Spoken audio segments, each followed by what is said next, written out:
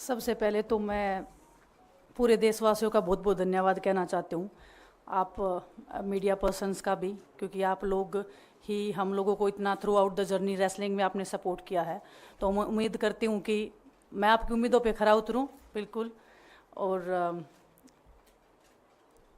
Congress party का मैं बहुत बहुत धन्यवाद करती हूँ, क्योंकि जब बोलते हैं ना कि बुरे टाइम में पता लगता है कि अपना कौन है। जब हम रोड पे घसीटे जा रहे थे तो छोड़ के बीजेपी को, देश में जितनी भी पार्टियां हैं वो हमारे साथ में थी, हमारे दर्द को समझ पा रही थी, हमारे आंसुओं को समझ पा रही थी। मैं बहुत प्राउड फील कर रही हूँ कि मैं एक ऐसी पार्टी में, एक ऐसी विचारधारा में हूँ जो महिलाओं के साथ हो रहा अन्याय और उनके साथ बुरे बर्ताव के खिलाफ खड़ी है। वो लड़ाई लड़ने के तैयार है, सड़क से लेकर संसद तक।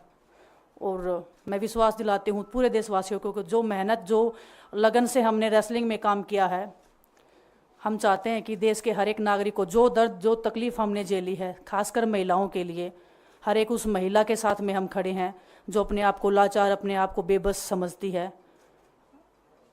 रेसलिंग में मैंने पूरा कोशिश किया कि मैं जितनी भी महिलाओं को, छोटी बच्चियों को इंस्पायर कर सकती हूँ।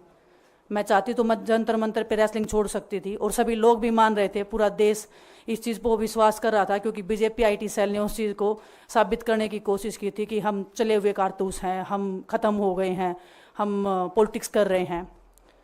उन्होंने बोला मैं नेशनल नहीं खेलना चाहती, मैंने नेशनल चैम्पियनशिप खेला। उन्होंने बोला ये ट्रायल्स दे के नहीं जाना चाहते, मैंने ट्रायल्स भी दिया। उन्होंने बोला कि ओलंपिक्स लेवल तक नहीं जाना चाहते, मैं ओलंपिक्स में गई, मैं फाइनल्स में गई। अनफॉर्चुनेटली परमात्मा को कोई और चीज़ मंजूर होगी। एक चीज़ मुझे पता है कि जब मेहनत आप करते हो तो ज़रूरी नहीं कि आपको उसी दिशा में मिले, कई बार दूसरी चीज़ों में भी आपको वो फल मिल जाता है। और परमात्मा ने मुझे मेरे देश के लोगों की सेवा करने का जो मौका दिया है, वो मैं मानती हूँ कि उससे बड़ा पुण्य का काम कोई नहीं हो सकता है।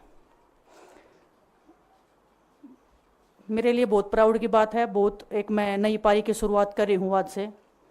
मैं चाहती हूँ कि जो हमने फेस किया एज ए खिलाड़ी होने के नाते, उन सब खिलाड़ियों को वो चीज़ ना फेस करनी पड़े। हम उनकी लड़ाई में साथ हैं। शायद उनको आज हिम्मत मिले